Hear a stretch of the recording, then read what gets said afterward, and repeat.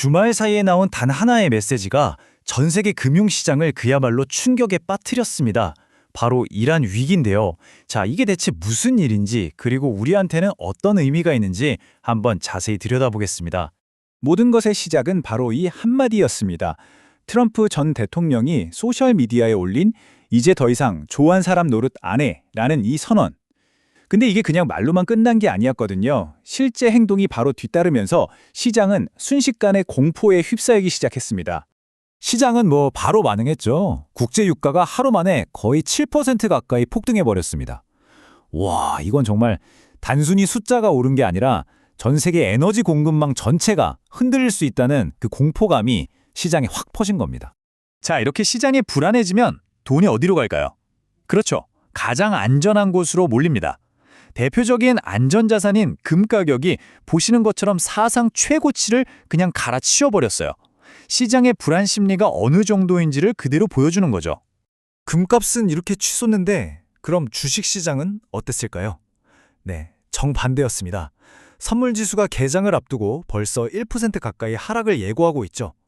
이건 오늘 시장 열리면 바로 떨어질 겁니다 하고 예고하는 거나 마찬가지거든요. 투자자들이 얼마나 위험을 피하고 싶어 하는지 명확하게 보여주고 있습니다.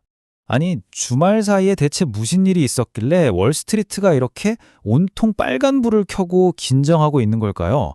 자, 그럼 사건의 시작으로 한번 돌아가 보죠. 자, 이게 주말 동안 정말 숨가쁘게 벌어진 일인데요. 딱 3단계로 요약할 수 있습니다. 먼저 트럼프 전 대통령이 SNS에 글을 올렸어요. "우리 해군이 작전 들어갔다." 그리고 곧바로 확인이 됐죠. 오만만에서 이란 화물선을 납포하고 격침시켰다는 겁니다. 근데 여기서 끝이 아니었어요. 심지어 이란 민간시설까지 타격할 수 있다고 대놓고 위협을 한 겁니다. 이 급격한 전개가 시장을 완전히 공포로 몰아넣은 거죠. 자, 그럼 이 공격적인 No More Mr. Nice Guy 선언, 이게 구체적으로 세계 경제에 어떤 파장을 불러일으킬까요? 이번 사태의 지정학적 핵심에는 바로 이 호르무즈 해협이 있습니다. 여기가 왜 이렇게 중요하냐면요.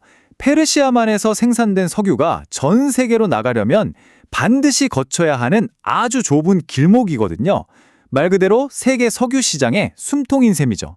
20%, 이 숫자를 꼭 기억해야 합니다. 이게 어느 정도냐면 전 세계에서 쓰는 석유를 5방울이라고 치면 그중에 한 방울은 무조건 여기를 지나간다는 얘기예요. 그러니까 여기가 막히면 전 세계 경제가 그대로 멈춰버릴 수도 있는 겁니다. 자, 그럼 최악의 시나리오를 한번 생각해 볼까요? 만약에 이란이 보복한다고 이 해협을 막아버리면 어떻게 될까요? 지금 이 순간에도 유조선이 거의 200척이나 이 근처에서 통과를 기다리고 있거든요. 이 배들이 다 묶이는 겁니다. 그렇게 되면 유가는 배럴당 $100, 아니요, 그 이상을 상상해야 할지도 모릅니다. 정말 엄청난 충격이 오는 거죠. 이런 지정학적 위기가 터지면요, 시장에서는 아주 명확하게 희비가 엇갈립니다. 누군가는 위기를 맞고 또 누군가는 오히려 기회를 잡게 되죠. 보시는 것처럼 흐름이 딱 갈리죠. 왼쪽을 보세요. 원유, 금, 그리고 전쟁과 관련된 방산주나 에너지주 같은 자산들은 막 오르고 있습니다. 반면에 오른쪽 S&P 500 선물이나 기술주 같은 것들은 떨어지고 있죠. 이게 바로 시장의 위험을 피하고 있다는 아주 명확한 신호, 바로 리스크 오프 현상입니다. 근데 여기서 정말 흥미로운 게 뭔지 아세요? 사실 이번 일이 터지기 전부터 에너지 섹터는 이미 올해 시장에서 제일 잘 나가던 분야 중 하나였습니다. S&P 500 수익률을 아득히 뛰어넘고 있었죠. 그러니까 이번 사태는 이미 활활 타오르고 있던 불에다가 기름을 그냥 확 부어버린 격이라고 할 수 있습니다. 자, 그렇다면 이런 복잡한 상황 속에서 소위 똑똑한 돈, 스마트 머니는 과연 어디로 흘러가고 있을까요? 그 돈의 흐름을 한번 따라가 보겠습니다. 돈이 몰리는 테마는 아주 명확합니다. 당연히 K방산 같은 글로벌 방산주, 그리고 원유 같은 에너지 관련주들이 있겠죠? 또 안전자산인 금도 빼놓을 수 없고요. 여기서 한 발 더 나아가서 방산 AI나 전력 인프라처럼 분쟁이 길어질 때 꼭 필요한 분야들까지 지금 보시는 이런 테마들로 자금이 쏠리고 있는 겁니다. 그래서 월가에서는 바로 이 종목들을 주목해야 한다면서 몇 개를 딱 꼽았는데요. 보시면 한국의 K방산 대표주자부터 미국의 거대 에너지 기업, 심지어는 최첨단 방산 AI 기업까지 정말 다양하죠. 자, 이 중에서도 최선호주, 그러니까 탑픽으로 꼽힌 게 바로 하나 에어로스페이스입니다.